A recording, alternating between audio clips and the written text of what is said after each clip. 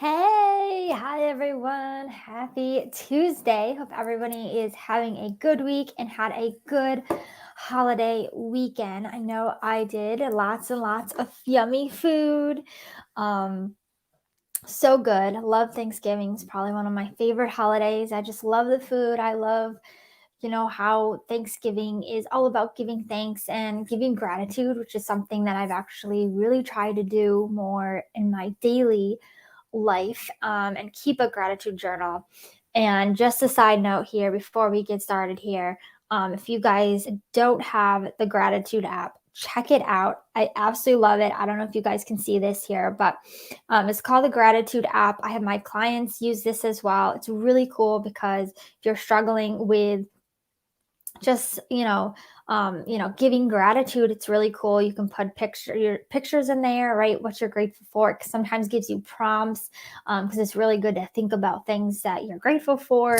That's not you're not the same thing all the time. And it also gives you daily zen, so it gives you these quotes. Like today was, though they only take a second to say thank you leaves a warm feeling behind that can last for hours. I have endless strength. So they also give some really good quotes. I don't know if you can see that too well, but yeah. So just want to share that. But welcome everybody. My name is Coach Kayla. I'm an online plant-based dietitian, nutrition, and run coach, and I help plant-based runners to fuel and perform for their races or their runs. So I'm excited you guys are here today, to let's see, we have the plant-based performance community, and we're also talking to anybody that's watching and listening on the podcast of the plant-based performance podcast. So welcome. Today we're going to be talking about training and eating during the off season. This will also be, I believe, episode 56 on the podcast. So that is what we're going to be talking about today. If you guys do have any questions, you can just put them in the comments here. I do see the comments as I'm talking, so I can certainly go to them. Also, if you're new here and you don't know already, I'm going live using StreamYard. So just click that link above if you could and allow StreamYard to show your name, or just type in the comments if you say hi. I love to know that you're on or not. So just say hi, hey, and let me know who it is as well. If you're watching this on replay, just post below that you're watching us on replay. So let's get started. So training and eating during the off season. Number one is run your base miles of 25 to 30 miles a week. You don't really need to be running more than that if you aren't training for anything specific. So it is a good idea to still get some miles in because you don't want to lose that complete fitness, and you also don't want to get an injury going from doing nothing to suddenly back to training. So it's actually really good to keep kind of running those base miles. But I will say, don't worry if you do need a break. This time of year, especially during the holidays, is a really good time to take time off. I do know CIM is happening this weekend, I believe. So I know a lot of runners, their season actually isn't over, and it does go till December, but it is nice to, I believe, to take a break, to take a physical and mental break. At least for me, I've always felt like I need somewhat of a break. I definitely am a person that is just more of a go-getter, and I go and push as hard as I can for as long as I can, and then I end up burning out. So I've learned about myself that I just need to give myself more breaks, and that's unfortunately just the way it is, even though sometimes I don't like that. And I want to keep going. I want to keep running. I want to keep getting better. But rest is important. So, it's okay if you take a couple days off if you need it. If you're sick, obviously you can't run or injured. But a lot of times those are, I believe, times when we are sick or we get an injury is our body's telling us that it needs rest, and it's telling us and it's forcing us to rest. So I think it's better to get in the habit of taking time and resting. And I know a lot of people this time of year, it is their off season because they also may not run as much in the winter time. So an alternative, if you do want to just keep that fitness up and stay active, and obviously keeping moving is helpful for overall well-being and also our mental health. So I do think this time, I believe, is a good time as well to focus more on strength and functional training. That's okay to do that if you want to focus on that. But we should be, just making sure you're doing things that are going to help you for running if that is your main sport and that is what you want to get better in is running. But I also think having changing it up and changing up your fitness routine, at least for me, has always been super helpful, as in just not getting as bored with running and then really just having a more more positive outlook, but also just really more excited about running. And that, it can get really, what do I say? It can get really, you can really get, when you run so much and you train so much, I guess it starts to feel like it's not as enjoyable. Hopefully that makes sense. Hopefully I'm not alone with that. So that would be number 2. Number 3, I would say also follow your foundational eating plan. If you don't know what that is, that's okay. This is what I teach in the Run on Flats community. And this, we really, I basically give you your nutrition needs that you need to meet based on your body. Everybody is different. Your age, your gender, your physical activity, how much, your training and that sort of thing. But foundational, is what you should be really focused on. When you're really training and training harder, then your needs are going to change. But during this time, it's going to be pretty much the same for the most part. If you're, running 25, 30 miles, not doing any crazy workouts, that is sort of thing. If you are doing more strength, maybe you want to increase some protein, that sort of thing. But usually just following that foundational plan should be fine.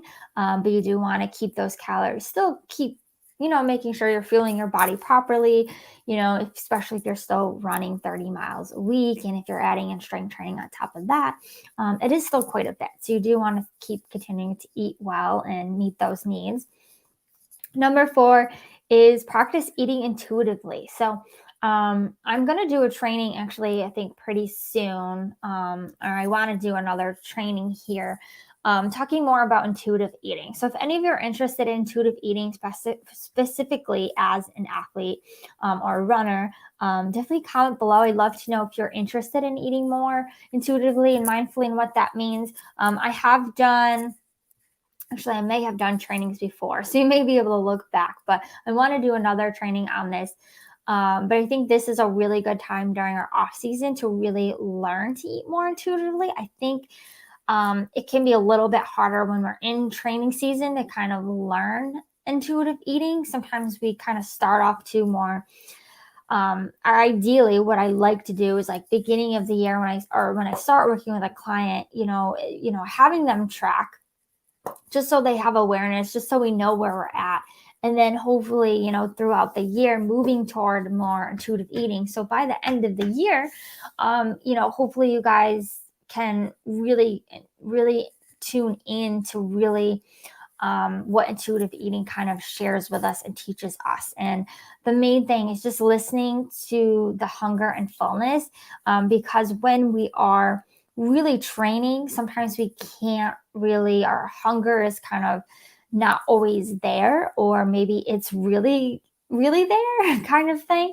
But I think this time is a really good time to kind of start using those more intuitive eating skills and learning that, because you can have a little bit more flexibility and that kind of thing. So it's a really good time to really practice those intuitive eating skills. And hopefully, as I said, if say somebody worked with me all year long, then this would be the time, this would be the point where they would, really be at that place to start to eat more intuitively for their nutrition. And number 5 is to find satisfaction in food. So we also, want to find satisfaction. That's the biggest thing. That's the biggest thing about intuitive eating is really, the hub of intuitive eating is finding that satisfaction in food. And I think some of us as runners and athletes, we kind of lose that satisfaction. We kind of lose that satisfaction in our food, and we just really start to eat because we need to. And I think for a lot of plant-based runners that I coach, it can be really hard to eat so much. So we're kind of almost, I don't want to say forcing yourself, but almost that way, almost like forcing yourself to eat more. So this is a really good time to find that satisfaction in your food again and start really enjoying it. Maybe cooking more because you have more time, maybe experimenting in the kitchen and just really starting to find the satisfaction in food and the foods that you really enjoy or really like. No matter what that nutritional value kind of is, that's still obviously plant-based, but in that space. So yeah. So to sum it all up, number one, to train and eat during, or tips to train and eat during the off season. Number one is run those base miles, 25 to 30 miles a week. Number two, focus more on strength and functional training. Number three was follow that foundational plan. Number four is to eat more intuitively, listen to the hunger and fullness cues. Number five is find satisfaction in your food again. So I hope that was helpful. Thank you all for joining, and hopefully you enjoy this. If you watch this on replay, let me know your takeaways below. What did you learn from this? What is one thing that you can start implementing today that would help you during your off season if you are in off season? So hope this was helpful, and I hope to see all of you soon. Again, make sure to subscribe to my YouTube channel, the podcast. Make sure you're in the plant-based performance and running community so you catch up with what's going on. I do have some holiday promos as well and things like that that are going on. So I am still taking one-on-one clients. I'm looking for more one-on-one clients for 2022, and also to join my new group program, which I'm really excited about, the Run on Plants Academy. It's going to be a 24-week program starting in January, February, depending what people want to do and how fast we get people in that. But that is what we'll be doing. I am shifting more towards a group style and then adding on the one-on-one if anybody needs it, just so you guys know kind of where I'm at taking clients. But I really know this program is going to be life-changing, and it's going to give everything you absolutely need to be a successful runner in 2022. So if you guys are ready with me, or ready to really push your goals and really make a difference and really just feel good in yourself and your well-being and hit those performance goals that you want as well, definitely check it out. But I would love to have you, so make sure to check it out. I will leave the link below if you're interested in checking out the new program and the holiday offer that I have as well until the end of the year. So definitely check that out as well. So until next time, I hope you guys keep running and eating plants. Bye.